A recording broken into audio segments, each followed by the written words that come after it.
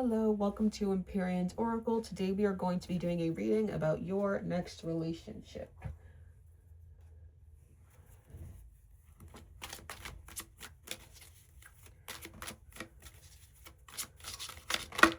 We have action,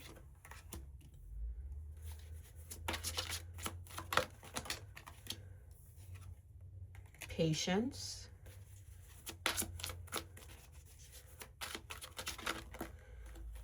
I'm just going to take both since it's only two. We have door to spirit, and then we have first chakra archangel Michael. Okay, so it's interesting because with action and patience, when I think of action, I'm thinking like doesn't involve patience, but maybe this is saying that after you take some sort of action, then you're going to have patience until before something happens. Okay, so this isn't one of those situations where like you put yourself out there and then immediately you end up meeting the love of your life. It feels like something where like maybe you put yourself out there and it takes some time for this person to come into your life, or it takes some time for the relationship to blossom. We'll have to see what else comes out. Now, let me get Crystal Visions Tarot. Oh, I forgot to read the other ones. Door to spirit. This does feel like a spiritual sort of relationship, especially with first chakra, which is the root chakra. Like this seems like, if this isn't your first relationship, it seems like the relationship that will maybe set the stage for the rest of your life. They could be someone who maybe is very, very established in their career, or they're going to help you get established. I don't know. It just seems like the type of relationship that will build you up in some way or in many ways.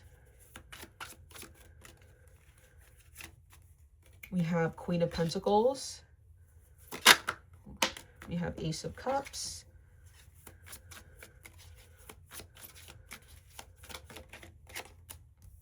Seven of Wands. Five of Cups.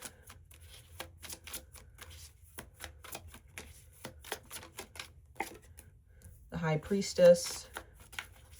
One more.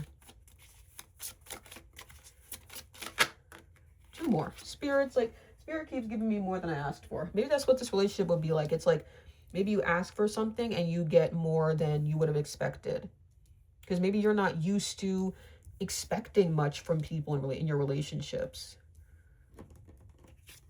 Wait a second, did I do something wrong? Oh, I was trying to match it up. I don't know what I was trying to do. Okay, so I feel like you might meet this person when you're in your element. Like maybe when you're just like at the grocery store, or maybe when you are, I don't know why, just like I'm thinking of like helping someone move out of their apartment. It's just like you'll just be going about your day-to-day life when you meet them. But I don't know, because to a certain extent it does feel like things are going to blossom quite quickly, or there's going to be attraction quite quickly. But I think it's going to take some time for that to turn into something more serious.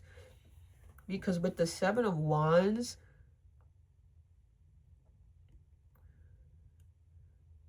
it sort of feels like this relationship requires more of you than you would have thought. Or maybe to be with this person, you're going to have to overcome obstacles that you never thought you would even have to focus on or deal with or handle. And it's weird because it doesn't even really feel like it's the other person. It doesn't feel like they have baggage. It just feels like there's something about the two of you being together that creates issues. Maybe that creates issues from a cultural standpoint, from a financial standpoint. I'm not sure. But yeah, it doesn't feel like you have baggage or they have baggage. It's just that something about the two of you being together just may cause some difficulties. I'm going to look. Let me clarify that before I continue on and before that message sort of gets lost. Mental conflict.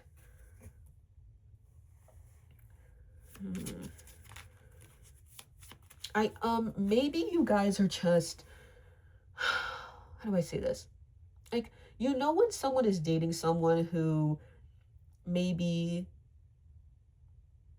has a different level of education than them, or a different financial foundation than them, and it's almost like they have to ignore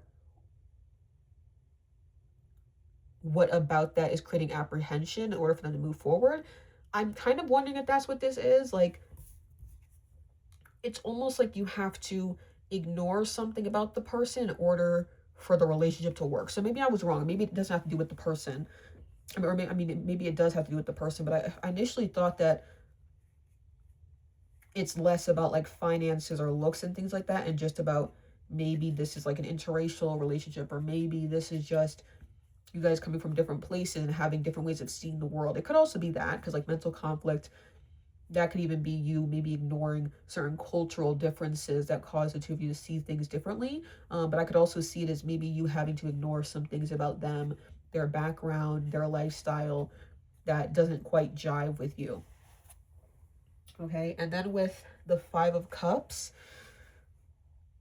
this again still feels like you having to let go of something. Like maybe you had a mental picture of how the relationship would go and you have to let that go. Or maybe this just talks about you accepting them for who they are, and that's where like there's maybe a grief process that comes along with that, especially if it's because you have to accept something that you really didn't want to have to deal with in a relationship. Yeah, but then after that we have 3 major arcana.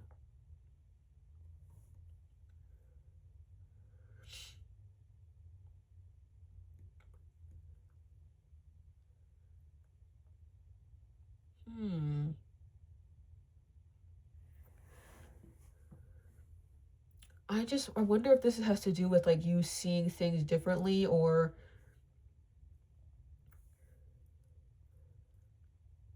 this feels like a situation where you are hanging on because even though there's like one thing about the person or the relationship that doesn't quite jive with you, it's almost like you see the bigger picture.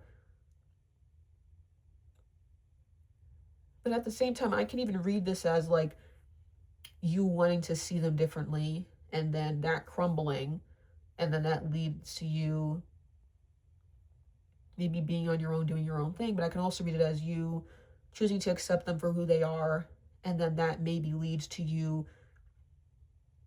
being more comfortable with who they are than you were before, and that can lead to the two of you like starting a life together. But I just think it's very interesting how this Empress is alone. We didn't have a character ending here that's like together, given, granted, all the rest of the cards, they're all, it's just one person on the cards that has people on it. Yeah, I just find that interesting. I just don't want you to sacrifice your own values and your own lifestyle for someone else. Like, there are some cases where that works, but there are exceptions and there's the rule. And I feel like for the most part, people need to follow the rule. You understand what I'm saying? Like, you don't want this to lead to a situation where like you end up with child and then now you don't have a partner. You know what I mean? Like, I know I said before, like, this person can change your life, and they can, because this person at the end, they're pregnant. So that could be the whole change in your life thing of like, you have a kid, that definitely changes your life, but maybe you don't have a partner anymore. Maybe you're a single mom, and maybe you have shared custody, but you're still a single mom, right? Or a single parent. I don't know. I just feel like there's something about this that isn't going to end well. And I feel like you will have known that you are sacrificing to a crazy extent, but you were doing it because you thought it would help the relationship, but it didn't. Okay?